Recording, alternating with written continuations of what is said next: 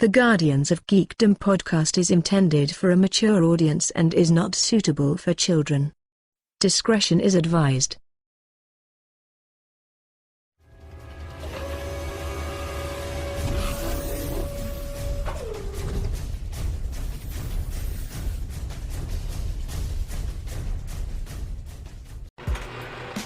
Greetings, fellow travelers. It is Le Co Capitan, DOJ.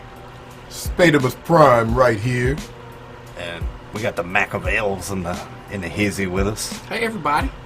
We're in the HQ on Apollo Electric. We hadn't been here in a little while, I guess. Everything looks so different. Yeah, well. Amy did some modifications. Yeah. Thank you for hooking up the space, Amy. You're most welcome, Captain. Yeah. Matt, quit trying to touch Amy's virtual booty. Shh. She didn't see that. Pervert. She sees everything. I know. All your sick habits. Can't help it. She sees everything. Hey, she's helping me out, though. She said she's getting me some therapy. Oh. There you go. I hope it's the touchy kind. Oh, my goodness. Here we go. I knew it. I knew that's where it was going. Welcome to the Guardians of Geekdom podcast, episode 16. Cranking them out of here, son. Yeah. If you are not subscribed to Red Monster Inc., please do so. We're on the road to 100, and we are almost there. Subscribe now. We are at 90 subscribers, 10 more to go. All right. So, subscribe, and if you're already subscribed and you like what we do, you can donate to our Patreon at patreon.com/redmonsterinc. Become a Patreon backer today. We need a Smells Like My Vagina candle for the studio back home. Yes. That is what we need. Oh, I bet it smells great. It's great. It's amazing. I hope it doesn't, make me feel weird. It might. That would be weird. Does it have... That would be awesome, though. If you could just, get a couple of those and set them off in the house when you got a weekend to yourself. You might need, some of that feminine wash stuff smell, too. I'm just saying. Shit, just get some herbal essence. For when you're not feeling so fresh down there. Definitely. You just gotta trim it up when it starts stinking. Alright, this is the Guardians of Geekdom podcast. We have already went way over the line. Yeah. And speaking of geek shit, if you need comics, you can hit up your boy Spade on eBay. Super Spade 22. That's right. He's got a bunch of awesome stuff. He really does. You got anything that you're really trying to hustle on right now? I do, actually. I have two J. Scott Campbell covers. One of Batman number 50 with Poison Ivy on the cover. She looks extremely hot. And another one of X-Men 12 with Shauna the She-Devil on it. Sketch variant. Really, really cool. Y'all check it out. Make me an offer. Most likely, I will accept. Hell yeah. Spade's got your back. And check out my other stuff I have on there, too. I got a Deja Thor's number 3. Spider-Man 601 homage cover. Really, really cool. And The Amazing Mary Jane, number 1. J. Scott Campbell variant as well. Yeah. Out of all your shit, how much of a percentage of it do you put up for sale?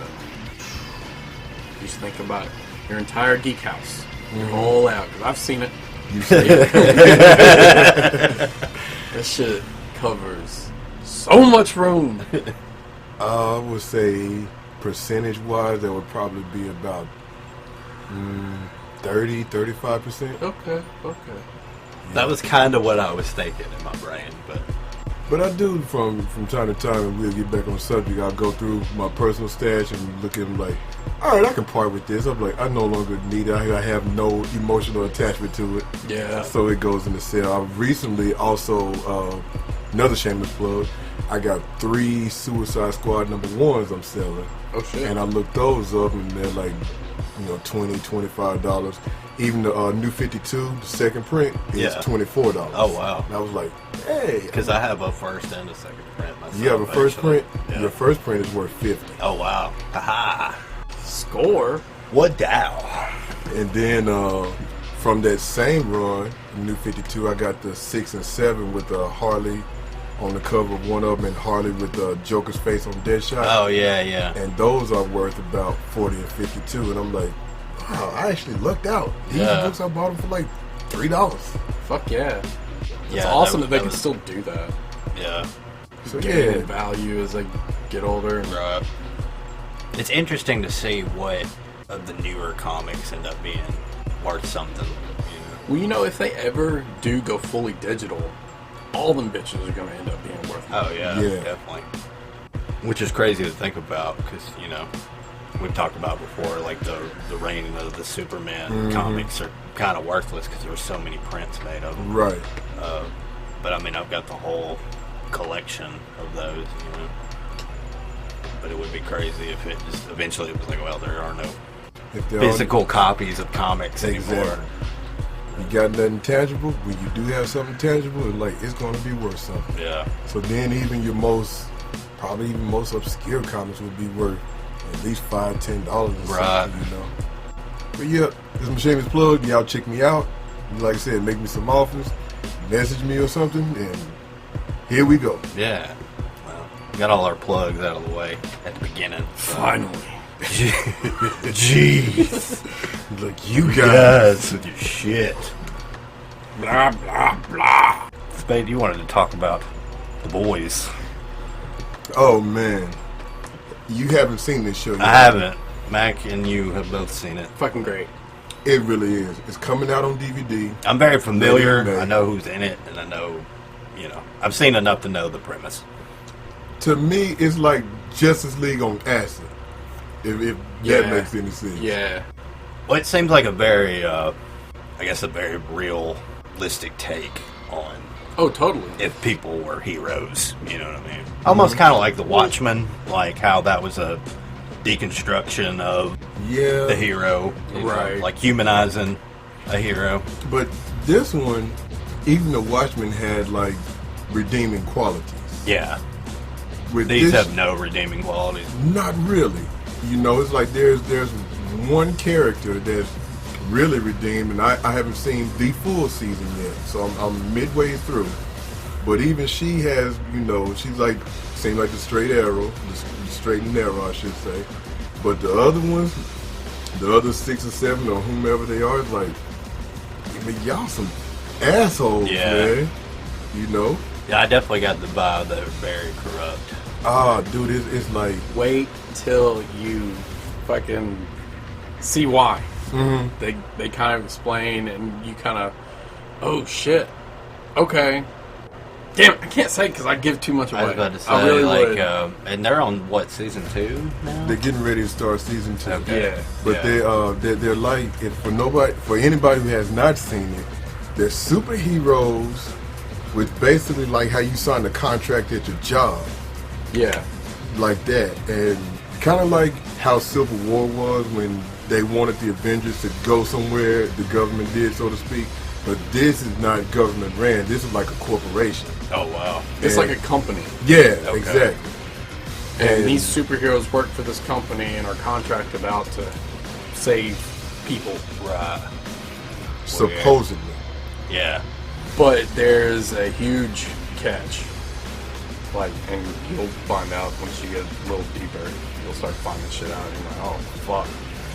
But yeah, it definitely plays on if that scenario was to be real, and it were to happen today, yeah, that's exactly how this shit would be. Like, there's a scene in one of the first couple of episodes where a dude who has, like, flashlight powers super fast Yeah. A-Train.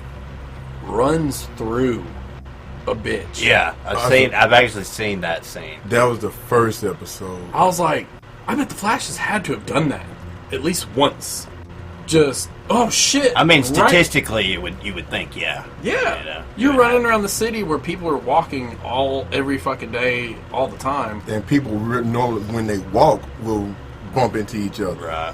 and somebody just steps out right in front of you, and that last fucking moment, And it was so crazy. liquid. And I was about to say, the way he reacts to it was just kind of like, my bad, and then he just leaves, right? Like, Oh man, Yeah. It But was there's like, a fucking reason behind that Right, too. right. it was like the dude that's with his chick, when A-Train runs through her. Like, when I saw the trailer, it showed it at top speed. Yeah. When I watched the episode, it slows up when he's running through it, so you see everything from organs to bones, eyeballs, brain, spleen, liver, heart, all that.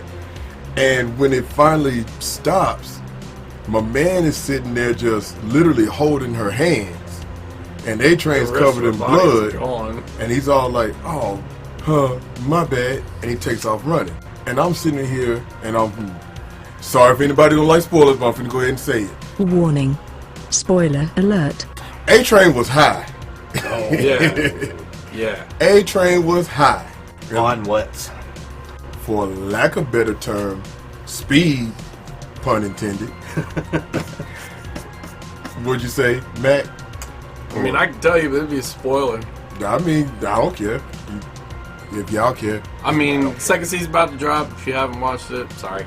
Yeah. The liquid, or the drug that he's high on, is what gives them their powers. Because his chick had it. So, and she overdosed. Mm-hmm. And did get to that part. Yes. And basically this company is manufacturing superheroes for hire. Wow. And also on, well, go ahead. No, I'm not going to say anymore. I'm said too much. Yeah. But there's other shit too. But getting into some of the characters, Homelander, who is basically that world's Superman, is like the biggest ass on the planet. Mm-hmm. And that's just like, this dude is, I get it, because like I've told you before, if I would have superpowers, I would probably be corrupt too. And it's like, he's all about him. That's it. You know, just him. He wants the glory, he wants the honor, he wants the fame. It's just all about him. There's a scene I want to say is maybe the third or fourth episode. We all seen Superman save planes before. Mm-hmm. No big thing. And this plane got hijacked by some terrorists. So he opens the door, one gets sucked out, he throws another one out, he takes, a couple of them down. And everybody's like, yay, Homelander, yay, Lady Maeve. Lady Maeve is basically their Wonder Woman, Amazonian and everything. And so they go to the cockpit where the pilots are at, and there's still one terrorist left. He's killed one of the pilots, and he has a gun to the other. Well, Maeve's trying to talk him down. Homelander's basically like, all right, well, if you're going to shoot him, I'm going to kill you. And so dude shoots the other pilot. Homelander heat visions him, cuts his head off, but he messes up the control panel. Oh, wow. So now the plane's in descent. And they're like, what are we going to do? Well, Lady Mae says, what we're going to do? Homelander's like, huh? And he just walks on. So people are panicking because the plane's slowly in descent. He's like, it's all right. I'm going to save you. I'm going to save you, blah, blah. So Lady Mae picks up two little girls, young children, probably about maybe 8, 9, 10 years old. And she's like, well, we got to save at least these two. He's like, I ain't saving anybody. And she says, you have to save. He said, no, I don't. You come with me, or you can die with them. So now people hear him say this, and they really panicking.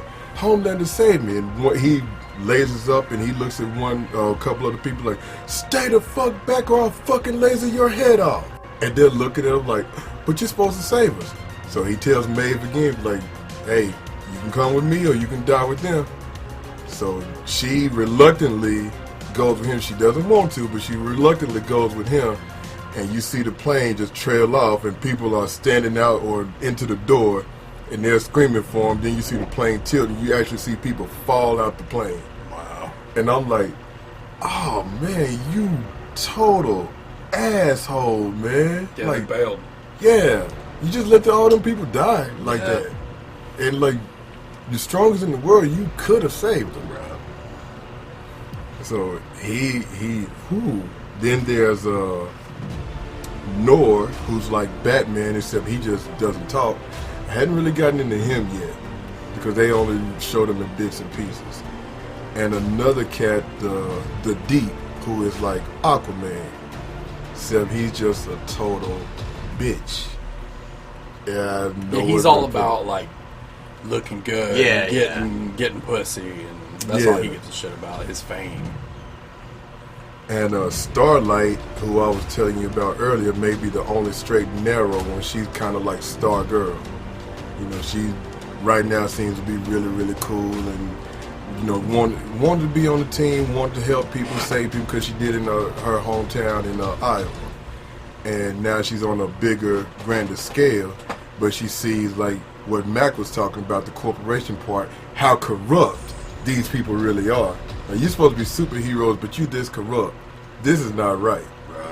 Another cat who was, I don't know how to describe him. I guess he's kind of like, you know, in power-wise invisibility anyway. He's like Martian Manhunter, is translucent. His power is he can turn invisible, but he can only do it butt-ass naked. And what happens to him, and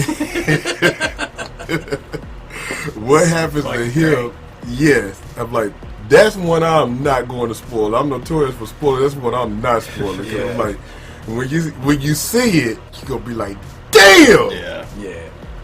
Another one they have is Doppelganger, which, oh boy. He's like the Blob and Morph in X-Men. He's a big old fat guy. I got you. But he can change his shape. At one point, he changes his shape to look like a woman, and he bangs this senator. And he has the senator blindfolded, and he's on top of him, or she is on top of him riding him. Then she changes to a he, and of course the senator doesn't know the difference because dude changed his voice too to match to be a woman. I was like, oh my goodness. So it was so funny because the senator was like, I'm not homosexual. Doppelganger's like, well, you fucked me, so. And they're led by a chick named Madeline Stillwell, who's like Amanda Waller, but way more obnoxious. Yeah. And you'll see more about her as the story goes along too. She's got a connection to Homelander. That's all I'm saying about that. But it's a really good show. Definitely not for children. Oh yeah. You know, so if anybody watch it, I can let my kids, like, no, you cannot let your kids watch this. No, there's sex and everything. Yeah. Well, Carl Urban's in it, right? Yeah, he plays Butcher, and then I guess he's the guy that's out to take him down, would you say? Yeah. But yeah, Well, that's what I gathered was the boys were this crew of dudes that kind of kept them in check. Yes. Well, they want to get rid of all of them because they're manufactured. Right. Mm-hmm. They're not real. But yeah. Love Carl Urban. Oh, he's great. He's fucking... So many great, funny fucking moments in that show. Yeah. Mostly from him. Yeah, I bet. He's like entertaining dude. And he has like a dry sense of humor in that too. It's like, it's so funny. You know, you just have, like, people who don't get dry humor, you have to get it. You know, and I'm like, I really laugh. I'm like, oh man, this dude is great. Like, great casting right there. Yeah. You couldn't do any better. Yeah. Even the superhero guys, I've not seen anybody in other stuff. So, and they all do fucking fantastic. Yeah. And the way that the costumes are is really comic book accurate. Right. And I'm like, it looks like they literally just stepped off a comic book, the way the costumes are designed and the color schemes of them. Yeah. And I'm like, it looks really, really great. And I'm like, Homelander has basically a Superman-style suit, blue with red and gold highlights. His cape is red on one side with the American flag underneath. And I'm like, as far as for promotional, if you would promote a superhero, there's no other way to put that. That would be really, really good. Yeah.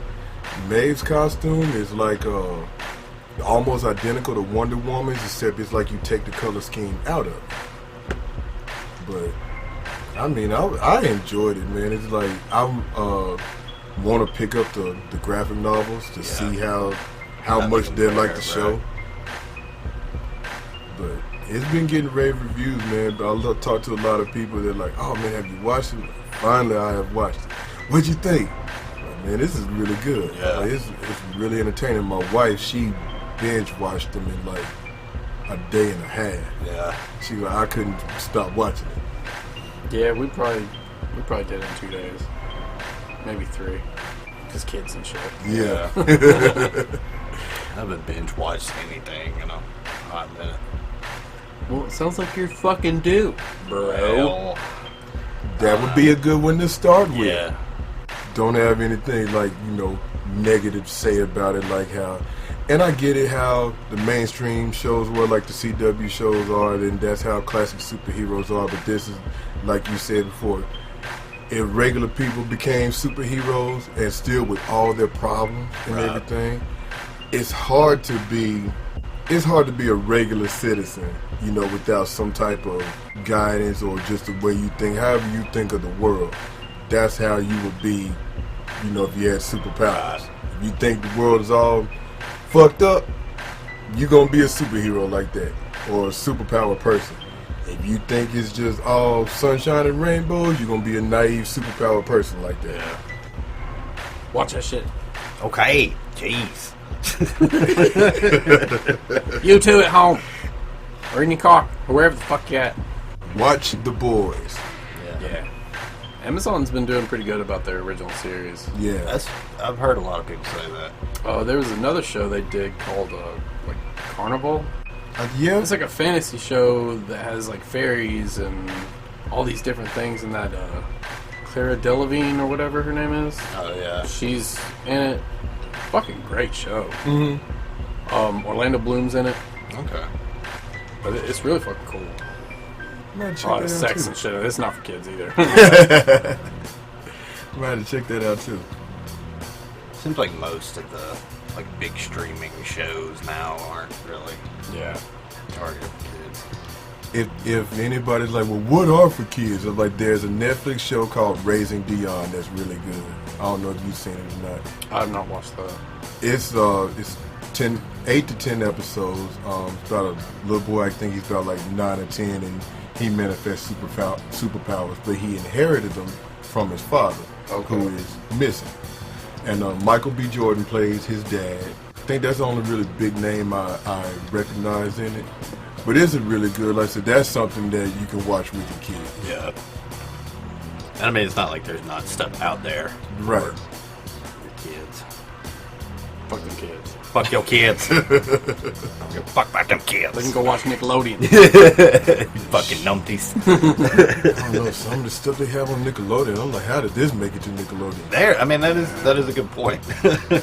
I will say that there's some adult humor mixed in with a lot of cartoons now. Oh, there's a new cartoon on Netflix.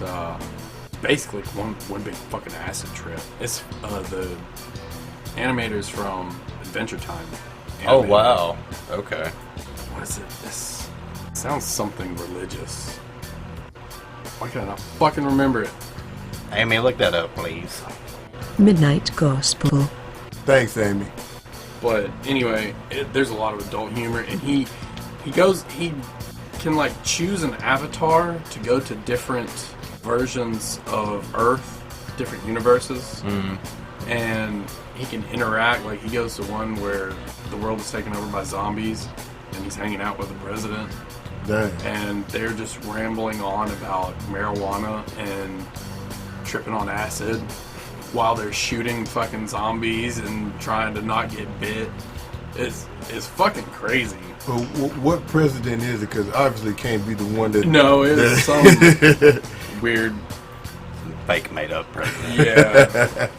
But speaking of alternate Earths, Elmac, you've seen Brightburn. Yeah. I've recently watched Brightburn. What did you think? I was very whelmed by it. Really? Yeah. Only reason because it didn't really have much of a plot to me. No, but to me, I went into it looking at it like a horror movie with superpowers. Because it's supposed to be very suspenseful style. Right. Where you're just like, oh, what's gonna fucking happen now? Right. What's he about to do? But in the essence of a kid who gets bullied, finding out he's got superpowers, I could see it going that way. Yeah. I liked it. It just didn't feel like it came out at the right time. I don't know. It didn't do that well, I don't think. Right. But it was still a good movie, in my opinion. It was. I mean, I didn't hate it. I just wasn't, I don't know, I guess overly thrilled by it. Yeah. You know, yes, suspenseful definitely, but it was only like, you know, horror scene wise, maybe only 2 real gory scenes in it. Right. When he killed people. Which I did like how he killed them. Yeah. The ways he did it were pretty fucking brutal. Yeah, But especially the uncle. yeah. Like, golly, man, he messed that dude up. And I was sitting there like, geez, you know, I'm 40 years old and I'm kind of watching, like, you know, through my hands and stuff again, like, ugh, and dang, and dude, that's messed up. Yeah. You know, and a buddy of mine, he was telling me, but it was like, you know, Evil Superman story, and I told him, I said, you seen one Evil Superman story, you've seen them all. I'm like, I've watched Smallville, I've, you know, read books, I've seen animated movies. I said, so I know, you know, like Ultraman and Superman and Injustice killed people. I said, that's not no thing. Yeah. I was like, but that had a backstory to it. I said, this one, yeah, he's an alien come to a planet. We don't know what planet he came from. Right. You know he was sent here to take the world, as he later reveals. But it's like, you don't know why. Right. And I looked it up one time, well, when I watched it, and I'm like, they're going to make a Brightburn 2. Because the name of the town is called Brightburn, Kansas. So you can pretty much make a correlation right there with that. And I get that part. When I first saw, like, the trailers, I'm thinking the parents were opposite of Jonathan and Martha, like being real abusive to him. But they were real. Yeah, they were trying to be loving and caring and all that. Yeah. You know, and it was funny because, you know, the guy's adopted dad saw it first. And how, you know, how some parents are, oh, my child is great, my child would never do this. Like, you don't know what your child would do when you're not around them. Yeah. And the mom was like that. You know, she loved him, wanted to protect him, and he wouldn't do this, he wouldn't do that. And the dad's like, no, something is wrong with this kid. Like, seriously. Yeah. And it was just, you know, it was that part. It was just like, wow, man. You know, you thinking, is he gonna find out like his dad is against him? Well, the answer is yes.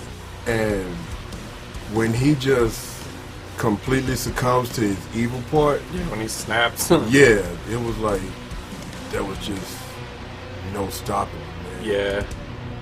Which I guess that was one of the other reasons why I liked it, because Hollywood hasn't really tried to tackle that view of superheroes yet, aside from maybe The Watchmen.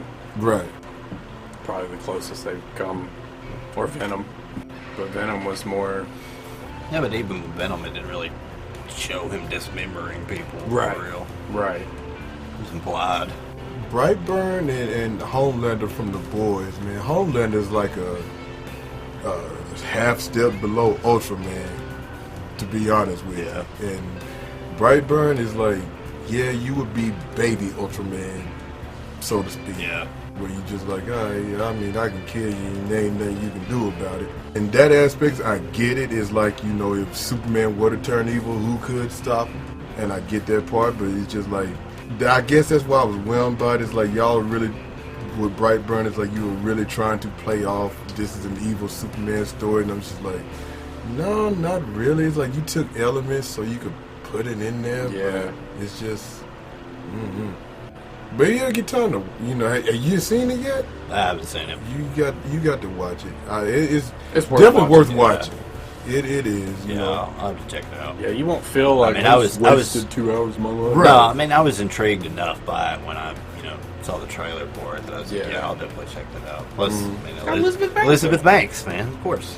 Oh.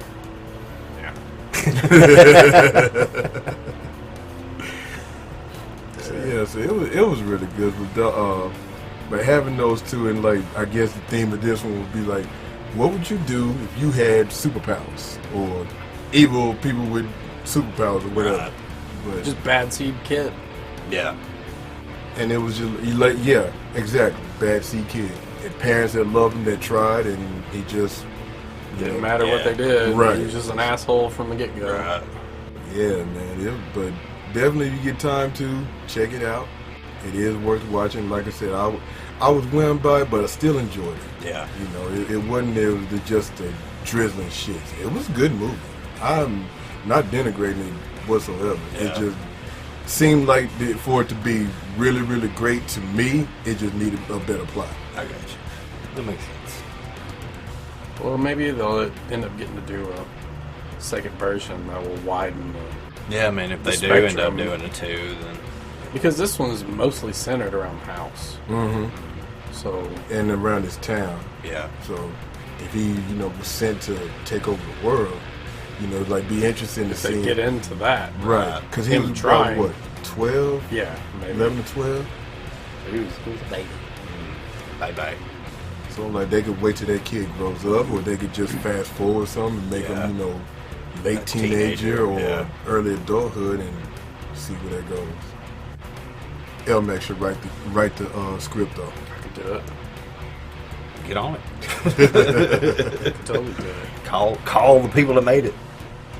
Like, yo, I got this. Sit down. Yeah. Next, like, hold my drink. So it was the Endgame anniversary the other day, wasn't it? Yeah, man. 1 year, that was what? Monday? Yeah? Sunday. Okay. When it was 1 year ago Sunday. Well, happy belated Endgame anniversary, everybody. Happy birthday, Endgame. 1 year old now. It's going to be the last one to make $1 billion at the box office. Yeah. I believe it. Think it will be the last one to make $1 billion? I think so, just because of the way shit is now. I was going to say, they're trying to do away with theaters, man. Well, yeah. Cutting out the middleman. Well, not even that, just... Because the coronavirus. That, and the new protocols that everybody's going to have, the spacing out. You're not going to be able to see as many people. Mm-hmm. It's going to be interesting. It's going to be interesting to see how it all unfolds. Right. Maybe somebody get superpowers and do away with the coronavirus. Cool would that be? I'd be jealous as fuck. I mean, they be corrupt, so it ain't like we couldn't take them down. We just have to find a way. But I want the superpowers. Okay, well. So I'd do some shit.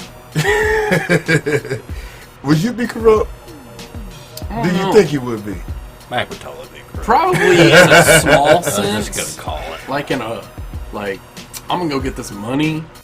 Whose money, Mr. Big Baby? My money, motherfucker! So my people can be cool, and then I'll start helping other people. Uh-huh. But I gotta look out for me and mine first. Yeah, And yeah. the world can be saved. yeah, and then I'll go like take out stupid people. Okay. Yeah, I guess it's pretty noble-ish. Ish. Well, shifting gears, apparently the long rumored Rocksteady Superman game was a pitch for real that was supposed to actually take place after the events of Arkham Knight. So it was supposed to be within continuity. Yeah. And it was a open world Superman game, and WB passed on WB it. nixed it. They were like, nah, that's okay. And that really bums me out because we've said for years that an Arkham style Superman game would be off the chain. Mm-hmm. And I don't know if they just thought, we've talked about Superman's kind of like one of their least popular characters, really. It's because you've not done anything cool with him in too fucking long. I tweeted yesterday, the day before. I'm like, does WB just hate Superman like vehemently? Because, I read that article that you were just talking about, Dog, and, they don't have plans for a sequel to Man of Steel, even though Henry Cavill is like, I want to keep going in this role.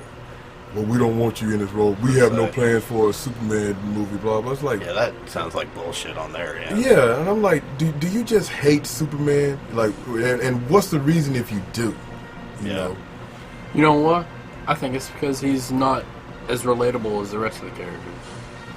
Because he's your straight-laced, by-the-book kind of guy, always trying to help people and nice. I mean, and nobody's that's fucking been the like that debate for anymore. years, though, about him being the Boy Scout. You know, I disagree. I don't disagree with you. Right. I disagree with that statement. Yeah. And the reason being is because I've asked people before. I said, if you see somebody and they're in need, even if you can't help them, do you feel a certain way about not being able to help them? Like, God, I wish I could help, or somebody needs to help them, even if I can't. Have you ever felt alienated, even when you're around people? Have you ever felt like, even though people saying you do stuff, this is wrong, but in your heart and in your mind, you know it's right? And if you answer yes to any of them questions, you're more like Superman than you think. How can people say he's not relatable? I've been there. Yeah. I'm like high schools I went to. I didn't fit in. A few years ago, my mom and I, we went to a football game up in Huntsville. And even though I'm black, I felt out of place. yeah. Because I don't know many other black people that like the stuff that I like, comic books and wrestling. I don't. I like football, don't get me wrong, but that just wasn't my medium. Yeah. And so I felt out of place. Different things, values, morals that I have. If anybody has any of those, and they're like, like I said before, knowing right from wrong or want to help or whatever, then you are more like Superman than you think. Yeah. And I'm like, they can make him relatable. It's all just if they want to. Well, he's to this and to that. You got to make him dark. No, Superman does not need to be dark. He needs to be the light in a dark world. I'm not throwing shade at Batman, but that's a dark character, And I was about to say, I mean, that's what you have Batman for, Right. To be the dark. That's why I always loved the Batman Superman graphic novels, like the team up novels, because they balance each other it was out. a yin and yang thing. Yeah. It was very much a balance. But no, I agree. That kind of defeats the whole purpose of Superman if he's dark. Mm-hmm. You know what they should do? They should fucking do a movie where they team up, but they're already established and have done shit before with each other. Yeah. So there's no having to revamp some beginning We don't- story. we don't have that to fucking already fight again. Fucking know, yeah. There was another thing WB was planning, like with Wonder Woman getting ready to come out. They saying that they are going to wipe Man of Steel from continuity, but everything else still happened. And I'm like, what sense does that make? Yeah, Because the whole reason for Batman versus Superman was Batman didn't agree with how Superman dealt with everything and innocent people got killed. yeah. I get that, Then they have a fight. They realize they're on the same side. They realize they had fighting for a common cause. And they put their differences aside to fight for this common cause. Superman died. Batman later felt remorse, and he, got some type of inspiration. Like, I'm going to do better. I'm going to fight better. I'm going to make a defense for the world. Yeah. And he accomplished that. And whatever people think about Batman vs Superman and Justice League is what they will, but still, he accomplished that. Yeah. And it's just like, if you wipe that from continuity, then you have to wipe everything from continuity. It's like there was no BVS, there's no Justice League. There's no Aquaman. Yeah, exactly. So the only thing you have is Wonder Woman. Mm-hmm. Because they're all set in the past. That's it. Everything else, it's all you're gonna have to redo it all. Yeah. Which I guess they may not. They're probably fucking cool with that now that Amber Heard's got her shit. Everybody's calling to have her removed off the fucking cast. Yeah, So- but Momoa is fucking bombs Aquaman. Yeah, you can't get rid of him. Like, he has to still be Yeah. Aquaman. That's the only way you're gonna sell that character. he is Is the that shit. dude. He did such a good job that DC actually changed Aquaman's look to look To more look Yeah. like him. Momoa. Yeah. Yeah, I noticed that.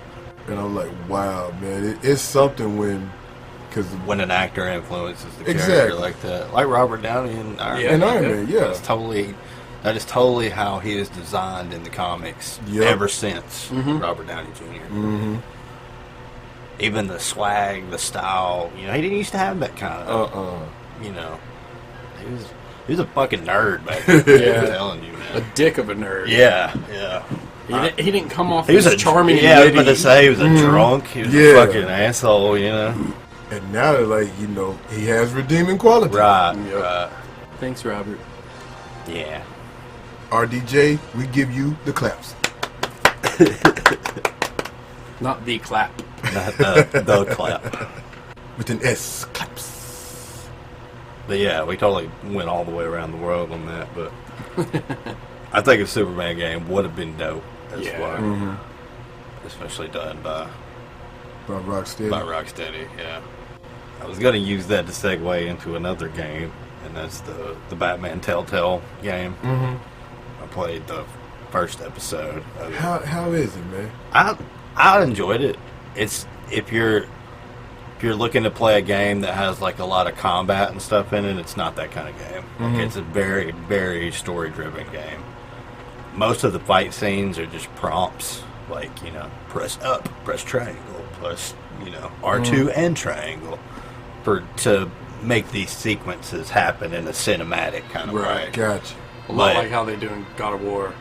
I would fighting even, like the bosses. yeah, kind of like that, but I would say even more like Cinematic. yeah, more prompt driven, you know. But it's decision based. It gives you 3 different options each time. You know, some dialogue is spoken with the character, so it dictates the storyline as far as like what happens and what kind of Batman you end up being, because you can go too far and be looked at as like a criminal almost. Right. You know what I mean? So it's very interesting in that way of like there's a lot of different combinations that you could play and it could turn out differently. So you're making your own story. Yeah, definitely. You know, there was a point where I was interrogating a guy and it, you know, gives you the choice of like, do you want to break this guy's ribs? Do you want to break his arm? Do you want to, you know, like, they ask you which parts you want to break, you know, like, so you can be subtle and, you know, do something. Crack a finger. Or you could break some ribs, which is what I chose to do. Of course you did. Of course I did. And then after the fact, like, you can just, like, you know, leave him or whatever, or you can break his arm after the fact, which I did.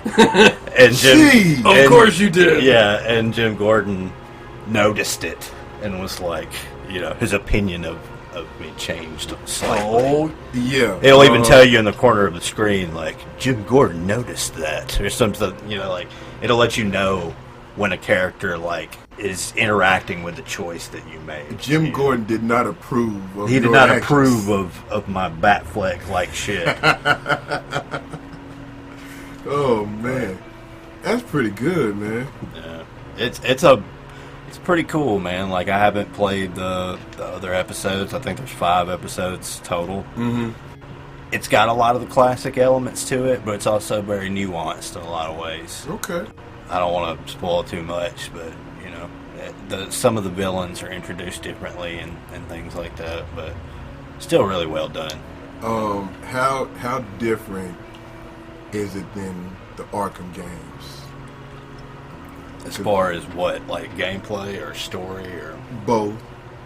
gameplay? I mean, it's night and day. You know, like there's really no comparison because they're both different types of games. Really, like Arkham is an open world.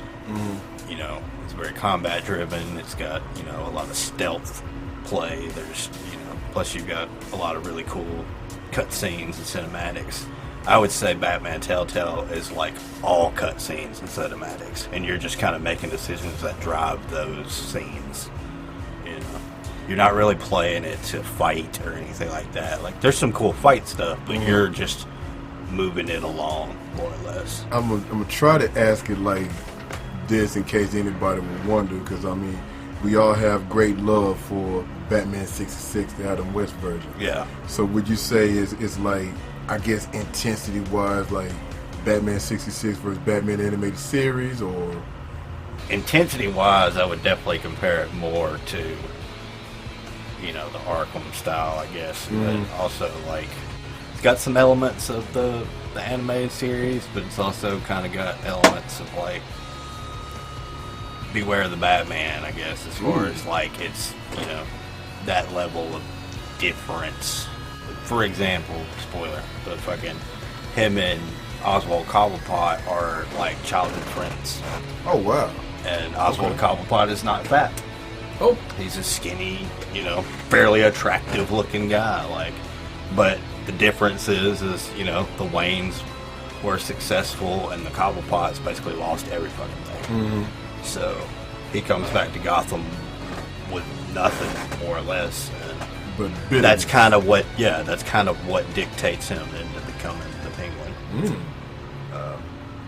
But a lot of your decisions can influence how or when he becomes the Penguin. You know, certain things like that. Your decisions can make Harvey Dent become Two-Face. You know, so there's things like that it's pretty neat. You know? So I would recommend it if y'all see it out there. I imagine it's probably cheap too because it's been out for a long time. So did you have to pay for it? the first episode was free, but I haven't looked into what the other episodes cost. I would check it out though. I might, well, of course, like I said, I'm getting a PS4 soon. I don't know if they have it for it or not. Yeah, I think they do. I would look for it on that because I got, so far I got 3 superhero games on the PS4. I'm just waiting to get my 4. Me too, friend. They are sold out every goddamn where. Where they make them bitches? Japan? I think so. Mm-hmm. Surely some more are coming, I would think. There's a lot of shit that's out that you're just like, really? Like light bulbs and Yeah. weird random stuff. Yeah, Good thing we won't have to worry about that on Palo Electric. Yeah, well. Amy, I just need you to, manufacture me a PS4 for my room. There we go. Why don't we just get Amy to help us with all of our problems? I mean, Doesn't make any sense.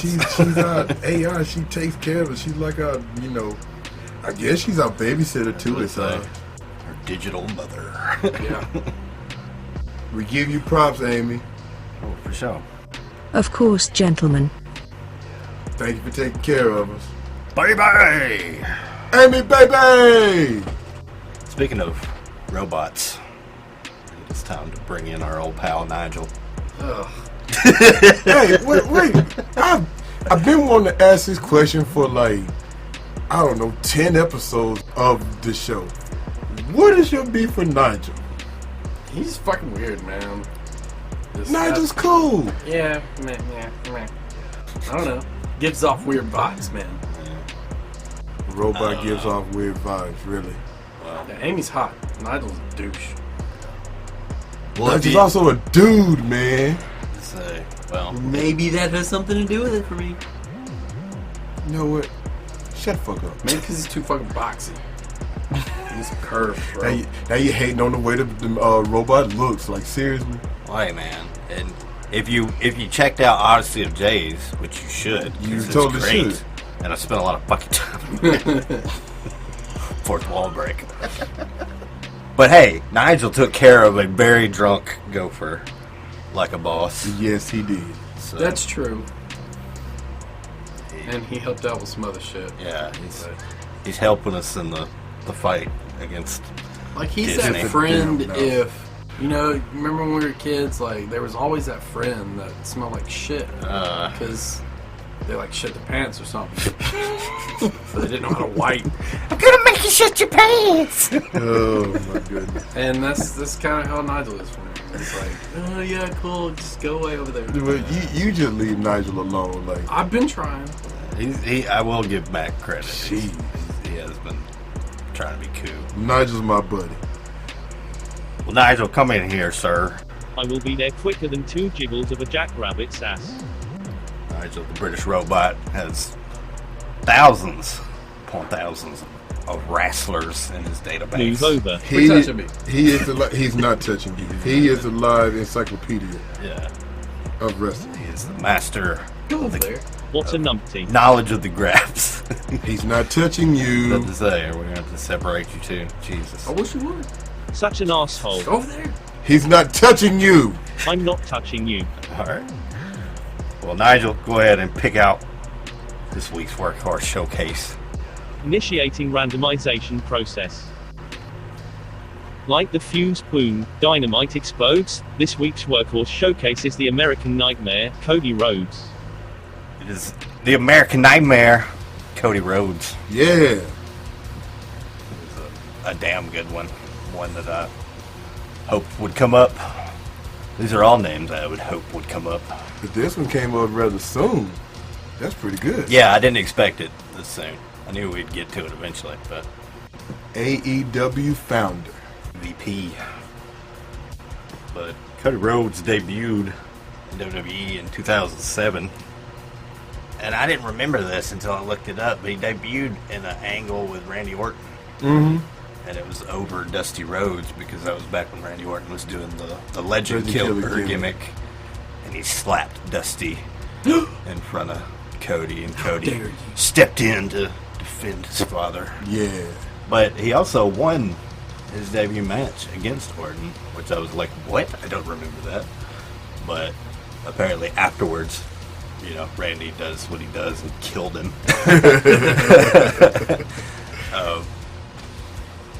But yeah, I had completely forgot how he debuted until I looked it up. Mm-hmm. But competed with Randy Orton, and then he teamed with Hardcore Holly briefly. Yeah. Which was a weird slap together team, but I guess I get it. I don't know.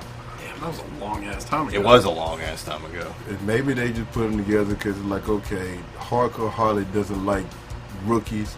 Maybe he won't kill this one if he's on his team. Right. Well, I mean, it seems like everybody, you know, got their licks from Hardcore Holly when they were a rookie. I know Randy Orton did when he debuted. Dude, it's so funny because for the longest, I actually did not think Cody was Dusty's son. I was like, I don't see the resemblance. I really didn't. But when Cody got older, and when they did the angle with Cody and Goldust and Dusty, yeah, it was like, when seeing them three together, like, oh, he does look like his father. Like, yeah, that's his son. So they thought it was at work. I really did. I'm like, Dusty, did you not take a paternity test, man? This ain't your kid. Whose kid is this? Like, nah, that's his legitimate son, so Cody's not a bastard. Shortly after the teaming with Hardcore Holly is when Teddy DiBiase Jr. came in, and then that led to Legacy with Randy Orton. That was, I mean, I would say that was a big career moment for him. It was that stable. Man, it was. People were really pissed when Cody turned heel and joined up. Yeah. With Legacy, and that was a cool dynamic. Because he was so presented as like the all-American babyface at that point.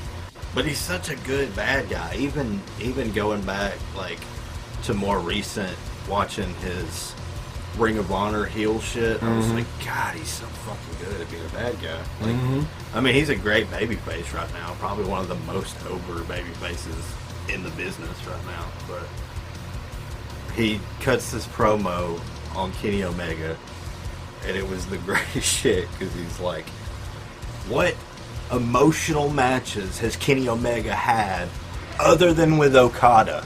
And everybody's just like, bah. And he's like, Kenny Omega's like that underground band that everybody says they like, but you only know one of their songs. Like, I was like, that is the best, bro.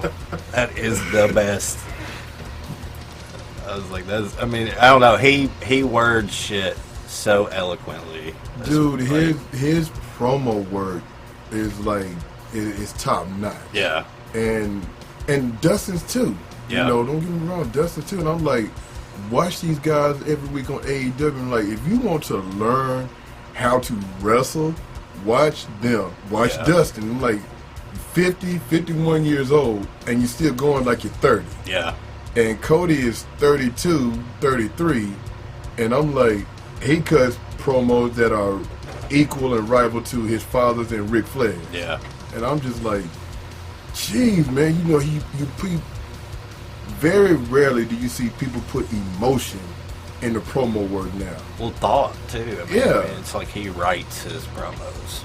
Like he writes them like they're a performance piece. But he puts his, like you said, thought, he puts his heart into it. Yeah. And when with the WWE, with the Stanford company, okay, here, you go out there and Yeah, read this shit that Yeah. Vince McMahon thinks is hilarious. And I would have to be like everybody else. I'm like, I'm not reading that. You know, that's... No, But it's such good shit! no, it's not, Vince.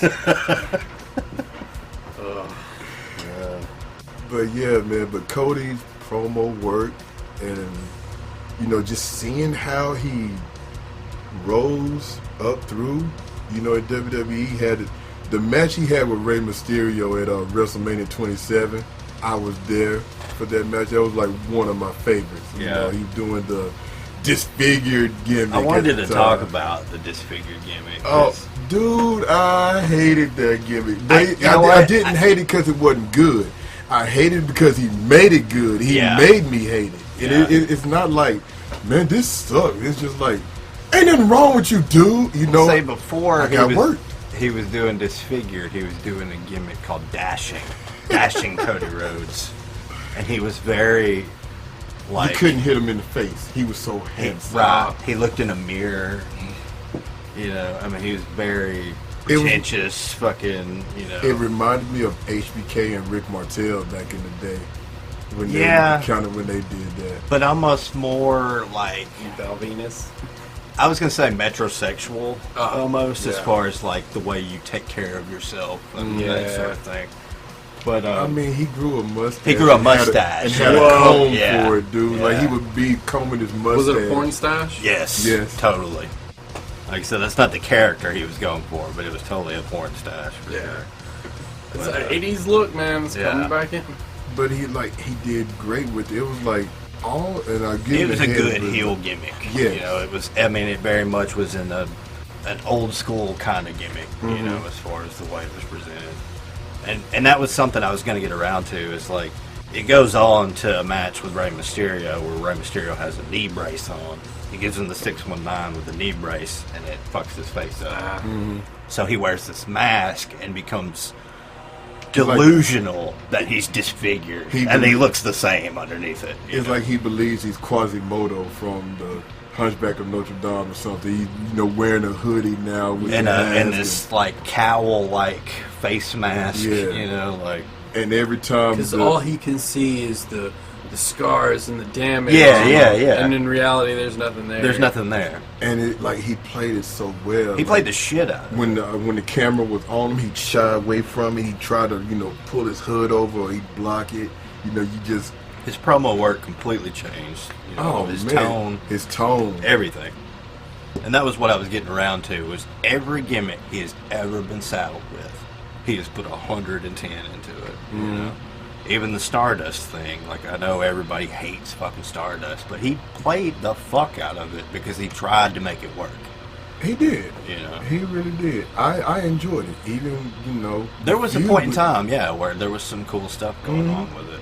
But when it came time to turn him back into Cody Rhodes, and he even knew it, and it was like, I want to be myself again, and they're just like, nah, just keep doing this. It's just like, they're not fucking hating you yet. Yeah. Well, I mean, they're not puking at the side of you. But you don't want that go away heat, man. No. But that's what we're about at the WWE. Yeah, it is. They're all about that Baron Corbin heat. I'm sick of seeing this motherfucker. Get out of here. But he did do good, like we said, with the Stardust gimmick. It did work, because when he first transformed into Stardust and him and Dustin teamed up, people were excited. Oh yeah, people were into it. They had the tag titles. It was it was neat. But they ran into, I guess, like Hollywood blonde type syndrome.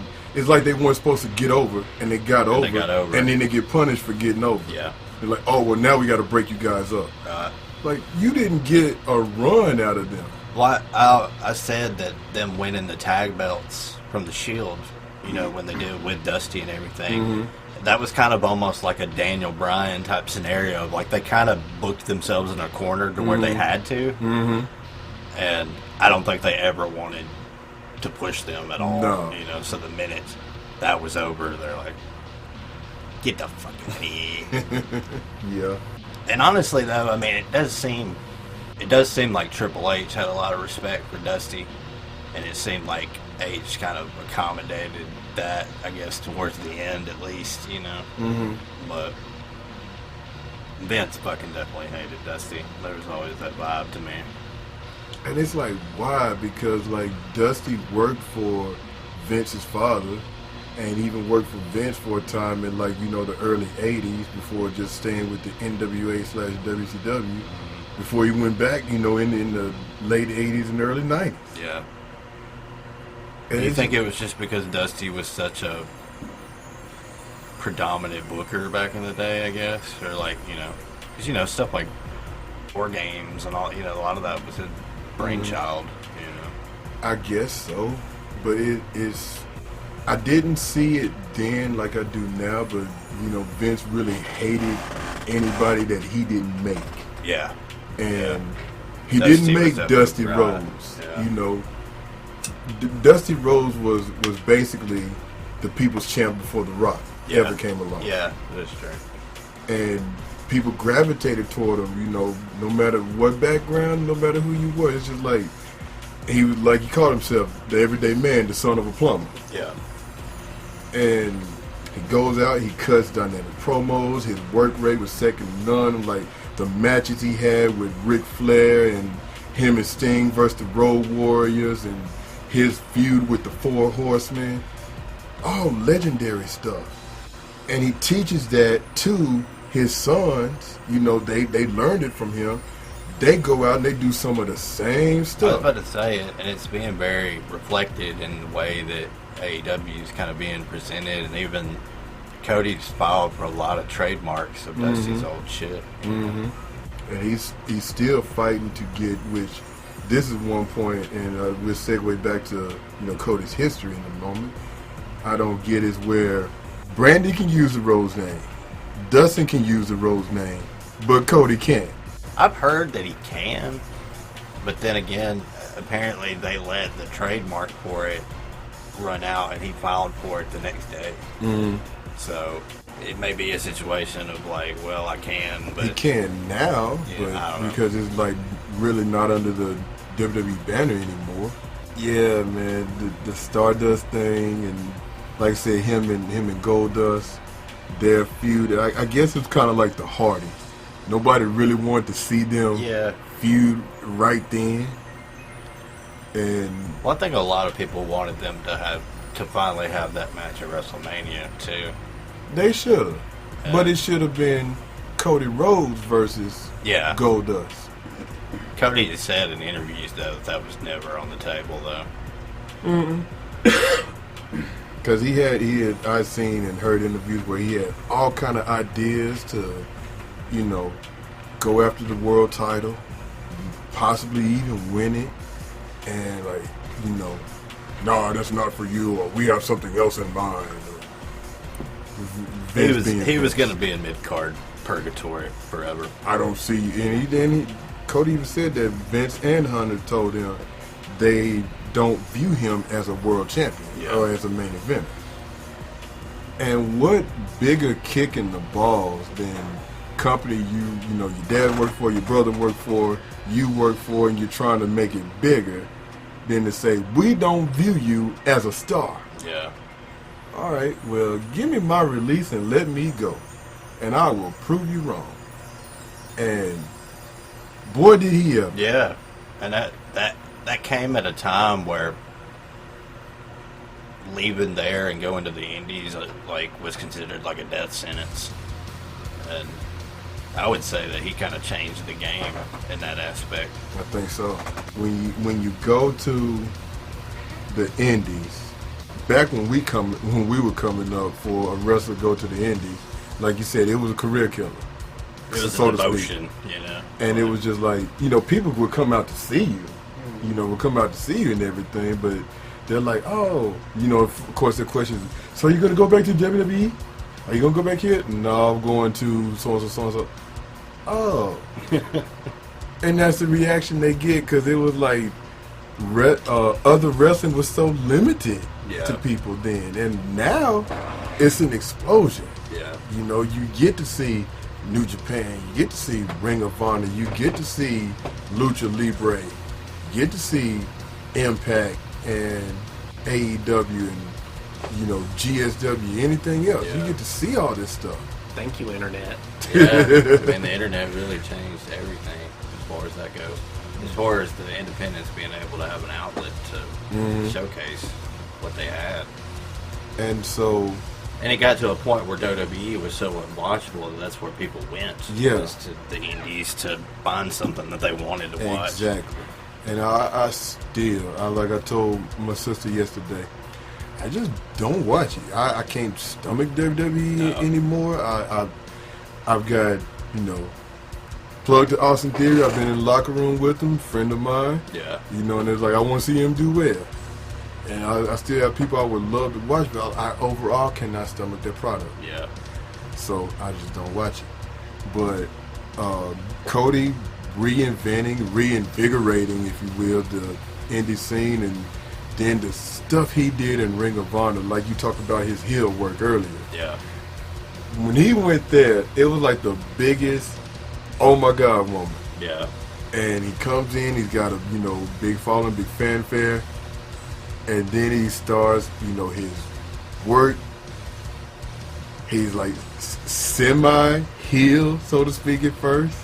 And then he goes kind of full-blown. It's like, I've got matches on DVD where people are booing him out of the arena. Oh, man.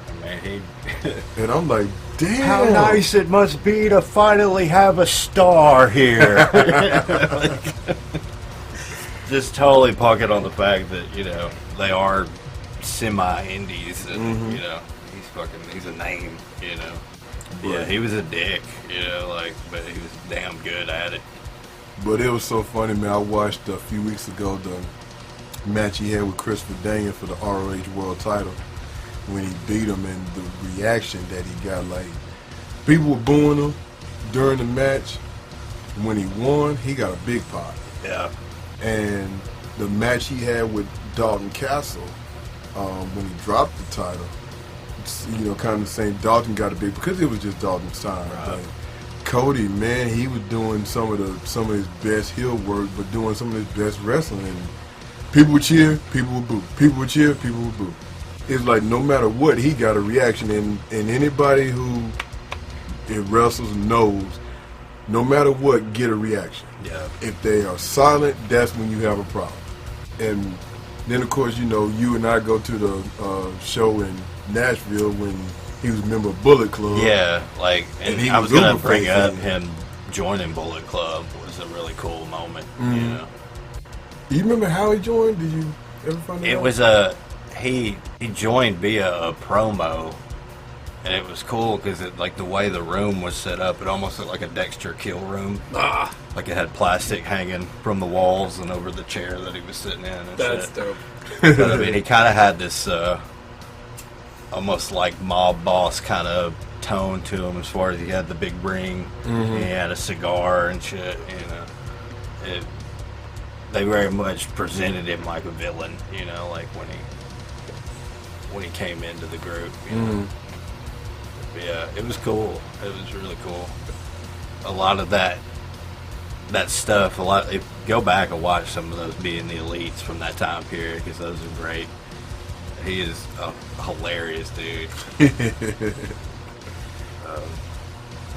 I was going to bring up FDR because that was a big bit on Being the Elite was, FTR, fuck the revival. You ever figure out what the second R stood for? The FTRR? Yeah. Apparently it didn't mean nothing. It was just a work, People speculated on what it meant, and that was even a bit on BTE for a while. Yeah, I remember that. FTRR, fuck that Razor Ramon. Or somebody said it was, fuck the Roman Reigns. A lot of people had a different, interpretation of it. But I think Matt Jackson even said it was just bullshit. Because they had gotten the cease and desist, and I think FTR was one of the things that they were like, stop fucking saying that. But now fucking Revival's been released and shit, and they totally teased on Being the Elite the other day. The Young Bucks are at their their house or whatever, and there's skywriting up in the air, and it's FTR. So everybody's thinking the revival's coming. But I thought that was interesting, just because it was always Cody that said "fuck the revival." It wasn't the Young Bucks. You know, they're good Christian boys that don't cuss. So it's like it would be interesting if after their feud with the Bucks, they just like decided to beat the shit out of Cody. Like, you motherfucker, we didn't forget. Man, you're shit talking. But yeah, like Cody's ability to bring interest into things that may not have had interest before. You know, like the NWA title at All In. Yeah, man. I think that really made NWA valid. Yeah. In the eyes of a lot of, you know, skepticism of like, Billy Corgan bought the NWA. What the fuck's that about? You know, like, what did he buy? You know, like, that's what I remember. That was the big question, was like, what did he buy? But he like, bought the something. Name, I guess. But they have a show. Yeah, I mean, they do. They have show, one on they have a YouTube, show. but it's good. It's And, like a studio show. yeah. But it's very like retro, but Yeah. done well. I don't know. It's cool. Like, I'll give them props for it. And I would say that, you know, of course they mentioned father and son holding the NWA belt. Dusty holding it, and now Cody held it. And, I mean, it's like he just did a lot of things for wrestling outside of WWE. You know, he brought relevancy back to the NWA with winning that belt. Right. And he was, you know, won the U.S. title in New Japan around the same time. And ROH World Champion. You know, so like he has several accomplishments outside of Stanford. And I'm like, wow, man, it's like, I know you and we talked about it all the time. Like, dude, did you hear that? You know, Cody's NWA champion at, what was it? All In. And I finally got to see that match. I was like, holy shit. It was a good match. It was a good match. I mean, it wasn't like... I could attribute it to being a lot like the match with Dustin. Mm-hmm. Like, was it the wrestling masterpiece of, you know, technical wrestling? No. But was it a great storytelling match? Absolutely. You know. And I wanted to bring up that match, too, the match with Dustin, because it actually got Pro Wrestling Illustrated's Match of the Year. Yeah. I would say it's very worthy of it, as far as, like, it's the first big emotional storytelling match in years. Yeah. And goddamn, Dustin bled buckets, you know. Man, did he ever. He bled to the point where I was like, goddamn, I'm a little freaked out how much he's bleeding. You know, like, it was a mess, you know. But You couldn't tell his face paint from his blood. right, yeah. Well, that was like the match with Lance Archer the other night. I couldn't tell if he was bleeding or if it was his face paint. It was both. Yeah. You know, like, but I was going to bring that up too. The TNT Championship tournament that they've been doing on AEW. The finals are now locked, and it's Cody Rhodes and Lance Archer. And the way they've built it has been fantastic, especially to be an empty arena show like they've been doing. Like, they have really done a great job during all this. Their empty arena shows is like they have so much energy in it because they actually have people, other wrestlers, ringside. Yeah, they have their talent. Yeah. You know. And it's like, you know, granted, wrestlers do interact with the fans sometimes, you know, whether it's just, you know, you've seen it too, them talking trash or high-fiving, whatever. But this is on a totally different scale because now you have, like, it's almost like being in a lumberjack match, too. Yeah. One of the wrestlers might get thrown out, the other wrestlers, like, beat the shit out of them, and they're like, you know, let him go and toss back in the ring, but the referee's like, hey, don't put your hands on him no more. But can't disqualify anybody. Exactly. So it's like, they're spectators. yeah. So like it's such dynamic, but they put on shows just like it's a full arena.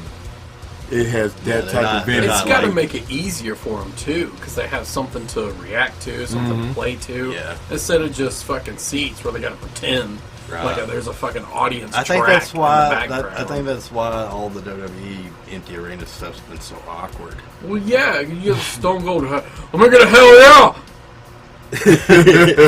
Crickets. What? It's like you can't do that with nobody there. No. You think people are gonna be at home? Hell yeah. I mean, it was funny in a meta kind of Oh way. yeah, but, definitely. But still, you know, I don't know. It's a weird time. It is. But yeah, man, who you think is going to win it? You think it's going to be Cody, or you think it's going to be I think Archer? if you don't let Lance Archer win it, you kind of clipped his wings. You know, you're playing him as the murder hawk. Yeah. You know, and he needs to murder Cody. You I think he is going to win it. I think Lance is know? I going mean, to it'll win probably be close, Uh-huh. but I would think. I don't know. I guess just the way they're building Lance Archer, it just wouldn't make sense for him to go under. I would say that if Archer wins, Cody go under that point, he can still recover. He doesn't really lose any heat. Yeah. But if Archer doesn't, then it's kind of like, In a way, though, I almost felt like they made that title for Cody, though, just because he can't challenge for the world title anymore. what do you think of that? I mean, I know he just. I didn't agree with that. He shot on it. Stipulation at all. Like I was like, you're cutting yourself off at the heels, like right off the bat. You know, but It'll get remedied at some well, see, point. that's the thing. It's supposed to not, though. I mean, according to him, you know. I Yeah, mean, but there's he's- always an angle they're gonna fucking come up with. I don't. It know may what, be a year or two yeah, down the see, line. I don't know but what you would do to validate that where it doesn't make Cody look like a douche. You know what I mean? Mhm. Like for going back on his word. you would have to have somebody. Cody would have to be a big enough babyface where he's like the uncrowned champion, and you need a good heel champion, a la Chris Jericho, to goat him into this situation. Basically, the champion's going to have to challenge Cody. Be Yeah. like, look, you think you're so grand, you think you're so this, so that, just because you're, the president, blah, blah, whatever title you hold there, it don't mean shit here in the ring. So I want you to step away from that to challenge me so I can beat you, so I can say, now I beat you. And or not even ask him to stay away, or that be the stipulation. If you lose, you got to step away from that and never get a title shot. But if you win, you get to keep it all. All or nothing. all or nothing. That's pretty good. Good booking strategy there, McAveers. And then boom, you got all your shit back. Yeah. Yeah. Chris Jericho can go record some more music. I've heard that was like the plan. Was like he was gonna drop the belt and then go tour. And then this happened. He's like, no, I'm keeping it. Well, no, he dropped it to Oh. John Moxley, Well, shit. Yeah. which I've actually felt bad for John Moxley because Look, I got it. I'm the- There's no way. yeah, pretty much. I'm the empty arena champion. Yeah, I'm the empty arena champion. That's how it's got to feel for everybody right now. Yeah. I'm the empty arena champion.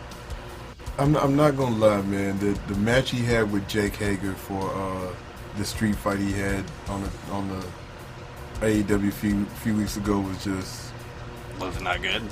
It was good, but it needed energy. It needed the crowd. Yes, that needed a crowd.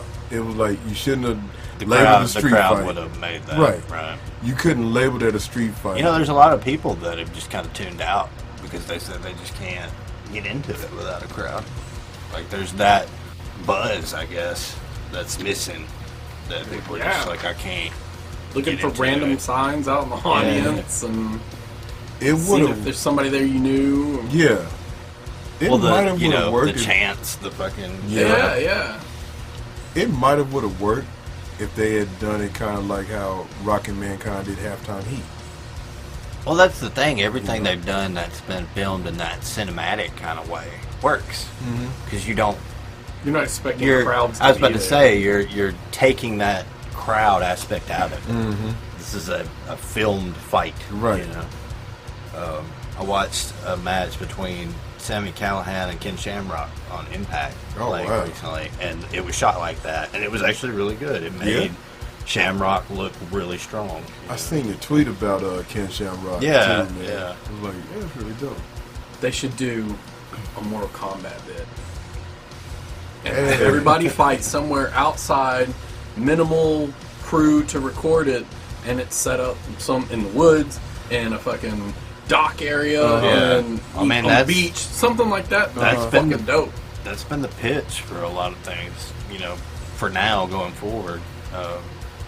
Money in the Bank is supposed to be held in the Stanford office. So it's supposed to be like, them fighting through the office building to the roof where the ring is. So it's supposed to be filmed like that. Mm-hmm. And I was going to say, like, I haven't really watched a lot of WWE. Like, I watch Wrestle Talk, and they keep me up to speed on shit. But that's all you really need, anyway. Yeah, I'm the same. I watch like What Culture. Yeah, What Culture's great too. The only thing that I've watched recently that I've really fucking enjoyed was the Firefly Funhouse match. I would say, even if you're just kind of meh, like, watch it for Bray, because he was great. The whole thing is great. I hadn't got to see that, but I did watch the Boneyard match. See, I just caught clips of the Boneyard match. I could see where people were into that one too, but, I enjoyed it. The way they did it, I enjoyed that. And I'm like, I just got to have, sit down and make myself watch the Firefly match. And like, I want to, those are two I want to check out from WrestleMania along with Edge and Orton. And that was like... Everybody said Edge and Orton went way too long. Instead of drug. And they were like, especially to be pre-taped. Why didn't you cut out all the bullshit? It's like, yeah, really. Like, apparently they cut shit from other segments to accommodate that. And they're like, it was just a lot of dead space and them fighting through the office. And, like, yeah. I didn't get that. But that's WWE for you. Thank goodness that Cody did create AEW, and Tony Khan was like, sure, I'll fund you. Yeah. At that point. Change the There's fucking a game. fucking alternative. Because it's just like, wow, man, now like I have some wrestling I actually want to watch. Yeah, genuinely. Yeah.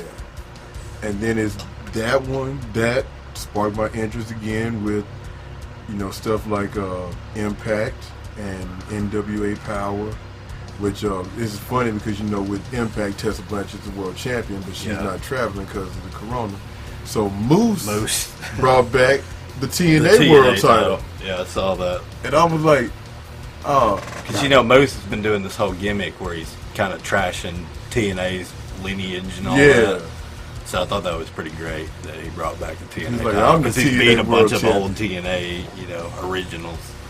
Like, oh, man, that's good shit. Well, and everybody's like, oh, it's going to lead to like a undisputed champ match with Moose and Tessa. I was like, that's pretty good. I can get behind that. So. But yeah. But Cody Rhodes, man, he's a damn good one. Oh yeah, he's a great promo guy. He's a great worker. I would say he's like one of the last storytellers. One of the matches I was shocked about was his match with MJF. Yeah. And I was like, all right, but I can see why they went the way with MJF going over. Yeah. Because it was like it's a total swerve, and I'm like, they're building this cat up. I even said, I was like, I felt like MJF was going to go over, but I was like, it's not, Cody wasn't going to lose anything from that, and MJF needed the rub. I'm really kind of hoping it comes full circle that Cody ends his winning streak. MJF's? Yeah. Surely they'll come back around. I would hope so. It's like, keep building MJF. Because they kind of came back around to Shawn Spears, too, so I don't know. I feel like everybody that Cody's kind of rivaled with is, even the stuff with Darby just kind of played out lately. You know? And somebody brought that up. They're like, Darby's lost to Cody twice now, so if he does finally get a win on him, it's going to mean so much. Because every time he goes to the limit with him. Like that match they had at Fyter Fest was incredible. I mean, it sold me on Darby Allin. Yeah. And that's something you can say about Cody, man. Is he's really elevating a lot of these young guys like Darby and Sammy Guevara. And he has that ability like his father, like a Terry Funk. He knows I got to make stars. Yeah. I got to make these people household names. So, because I ain't going to do this forever. So somebody got to carry on, but at the same time, if you don't have credible people to fight, why are people going to come see you? Exactly. And they did a great job of that as far as being a new promotion with new faces that you didn't really know. They made you care really quick, Like people like Jungle Boy and, Luchasaurus, people Right. like that. You're like, who are these people? And within a month, you're like, I fucking love these guys. I just hope that they don't fall into the trap of a lot of people that have been released by WWE trying to sign them. It's like, don't go. I get it. That star power, the names, I understand that, but build your talent up.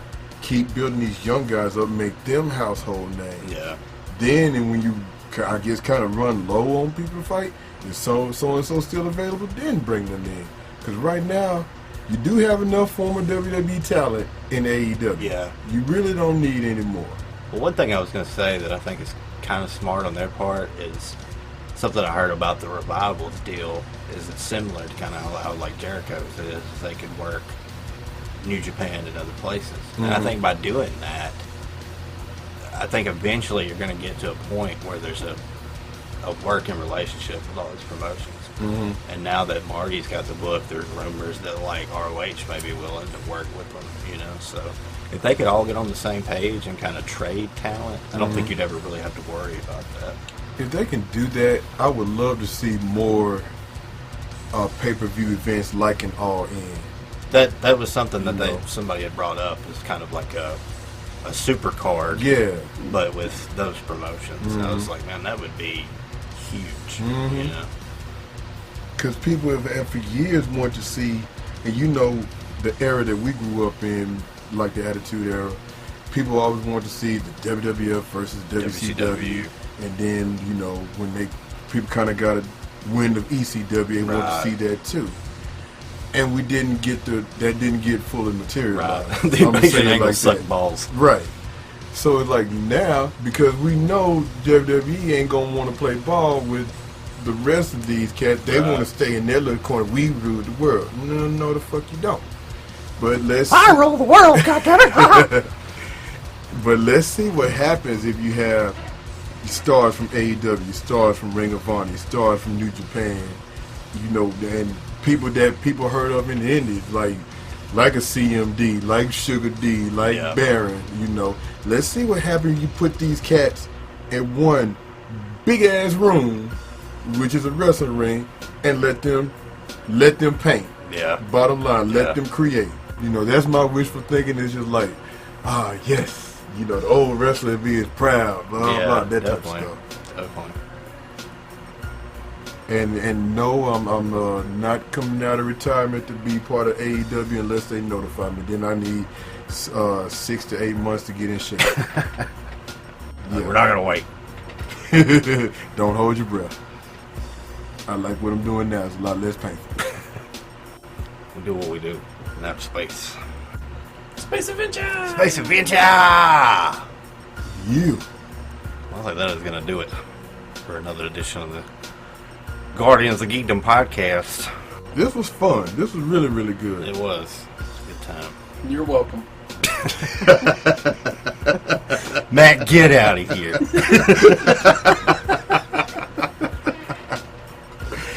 Just like El Mac to take credit for some stuff. Well, this is the big boy show today, sir. That's right, 'cause I'm here. What a dick. Damn! Such an asshole. Well, El Mac, that's why nobody likes you. It's okay. I like myself. You're probably the only one. I am. Well, Nigel, we thank you for, you know, this wrestling showcase. Yeah. Thank you for having me. Peace out, you numpties. Amy, we thank you for everything. Yeah. For not letting us die. Yeah. GOG 4444 life. El Mac is just El Mac. Shout out to Cricket, who is here somewhere. Yeah, I don't want to know what Cricket's doing. Dirty stuff. Weird stuff. Well, alright, y'all. We're going to get out of here. I am Le Capitan, DOJ. I am Spadimus Prime. And we will catch y'all next time. Peace! Holla holla!